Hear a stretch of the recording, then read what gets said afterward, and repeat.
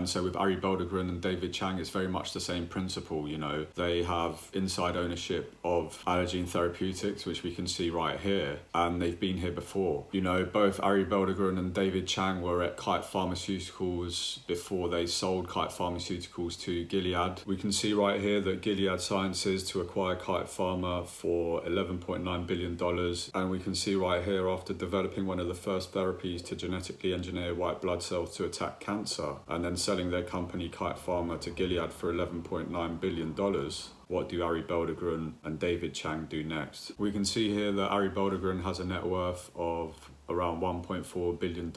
And shortly after the sale of Kite Pharma, former Kite Pharma executives Arie Belldegrun and David Chang are helming Allogene Therapeutics, which starts life with a massive $300 million Series A round and 17 off-the-shelf CAR-T assets licensed from Pfizer. And so as we can see with the inside ownership, not only do we have Arie Belldegrun and David Chang holding stock, we also see that Pfizer hold a significant stake too. And this is one of the other things that I look for as well, is there a partnership with a larger pharmaceutical company?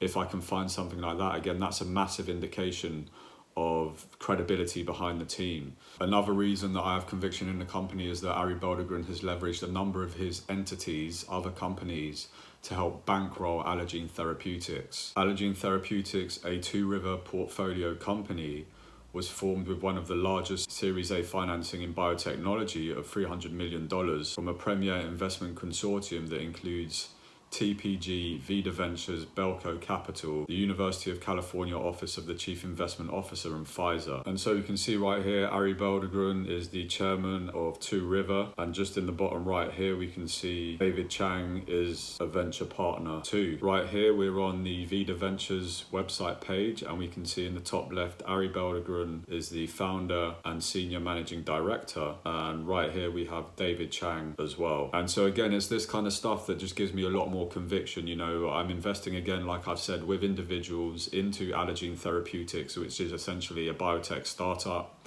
I'm investing or aligning my money with these two individuals in particular, and there's reassurance that they have invested their own money. They've leveraged separate entities that I've just shown you in order to help bankroll and start up Allogene Therapeutics, combined with this previous track record of working very specifically on this kind of science in the past, having a partnership with Pfizer, and having that experience of building out a pharmaceutical company from scratch in the past, Kite Pharma, and selling it on to Gilead for $11.9 billion.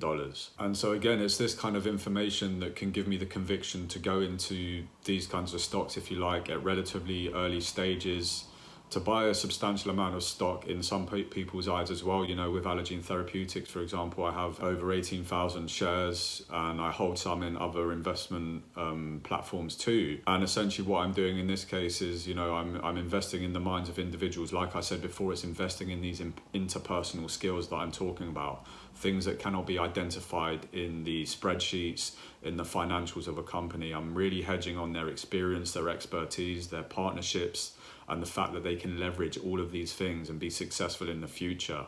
Naturally, with the development of biotech innovations, new treatments that come to the market, they do take time. And being patient is very, very important, as well as understanding that these companies can be incredibly volatile, which is why it's really, really important also to have an understanding of the innovation. What are they actually doing? What problems are they addressing? And how are they saving patients' lives? And it's with that I can have conviction that I can withstand the volatility, serious declines. And in many cases, I'm investing in these declines when I've seen a decline of 10%, 30%, maybe even 40%. Because from an investing standpoint, from a strategic standpoint, I'm bringing the mean cost price of my investment down, because I have real belief and conviction in the individuals. I have a real understanding of the innovation that's taking place, and an understanding of how they're looking to essentially change the world and save people's lives.